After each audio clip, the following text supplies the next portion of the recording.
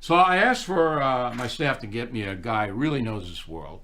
And the guy is Scott Schober, who's coming to us from New Jersey. He is a chief media commentator for Cybersecurity Ventures, author of the book Hacked Again. All right. So, Scott, you've been following this thing in England. What do you think of it? Yeah, it's certainly interesting as it unfolds. And just to maybe a couple piggyback comments on what you said there, this is really, I guess, at the proposal stage. They're putting out ideas. If you read through it, it is lengthy. They're going to review it for about 12 weeks or so and then try to fine tune it. But I kind of concur with your comments there. What scares me is if you have a governmental agency that is appointing a third party to be independent to actually review this and control this. Do you trust the government to say this is legitimate news or this is fake news? That's a scary concept to me. And the other thing that comes into play, these are really loosely tech companies, social media companies, but they're considered to fall under a different class, at least in the US. They're not media companies, even though they may be doing similar things that media reports on. So there's a lot of fine lines when we compare what's going on there in the UK to what's happening here in the United States as far as the legalities of it. All right, but it's the same kind of pernicious presentation that decent people, fair people, object to. So that you can have a neo-Nazi website, all right, that are saying, kill all the Jews, all the blacks, anybody we don't like, all the Catholics, whatever it may be. And that website can be accessed by a 10-year-old. And I'm saying to myself, no. Now, the censorship that the individual companies, and correct me if I'm wrong, because I don't live in this world and you do, the censorship that they do seems to be political. Facebook, Twitter, this kind of thing. It's a political censorship. I mean, the movie Unplanned, they made it very difficult to publicize that movie, which is an anti-abortion movie. It doesn't seem like they're interested in quality of life problems, or am I wrong?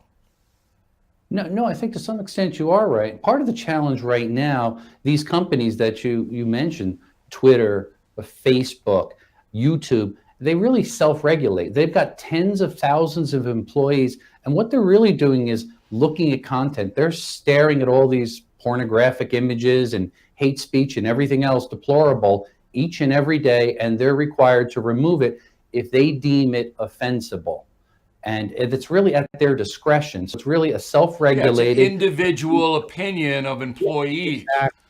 Okay. Yeah. That makes it difficult. Yeah, but what if you hire a bunch of loons? I mean, and they don't like conservatives, or they don't like liberals, or whatever they may not like. And they're using their power, and you know what power does to people, all right, to promote their own... They also have, go ahead. They have another interest in mind in their back pocket. They're getting paid by advertisers for certain content. So it's a double-edged sword there. They have to be very careful what they're moderating and what they're removing as far as content, because they could very quickly lose advertisers. So I rather propose they should look at technology, should use technology, artificial intelligence, machine learning, where these systems can be trained and they can put in good filters to remove any deplorable content that is out there. But here's what you can't have a robot do, all right? If you have a website like Media Matters, which is the absolute nadir in websites, all right, the lowest you can get. I mean, I guess that and Stormfront, that would be tied. They are basically in business to harm people with whom they disagree politically. That's what they're in business to do. I think that there should be some regulatory body that basically says to them, you hurt people with dishonest presentations, you're going to pay a huge fine. I have no problem with that.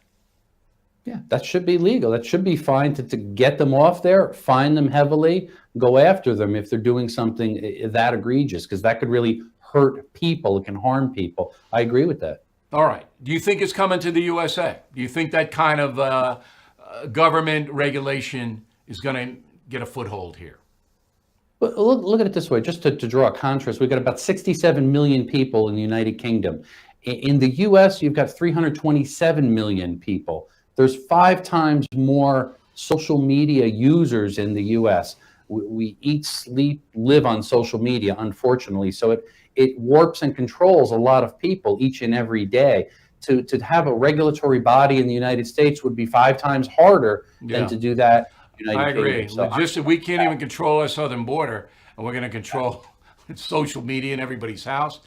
But I do think that there is something to be said for a government agency, a new one. And I don't like government. I mean, I know government can't do much, but a new government agency that you can file complaints with. The FCC is outdated.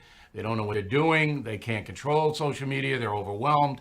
All right. But a new government agency where an individual citizen like me or you, Scott, could file a complaint backed up by data and ask for a sanction against whatever social media was putting this stuff out. I'll give you the last word. yeah, absolutely. I agree with that, especially if it's backed by some factual information, not just opinion. Right.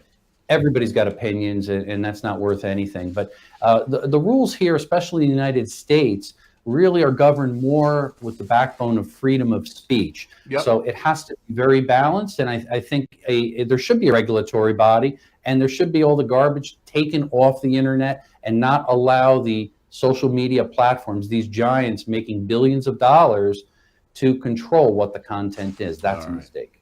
Scott, I'm gonna volunteer to be in charge of that agency. I just want everybody to know that I'm throwing my Mets cap into the arena. Hey, you're a great guest, Scott. Thanks for taking the time and helping us out. We really appreciate it.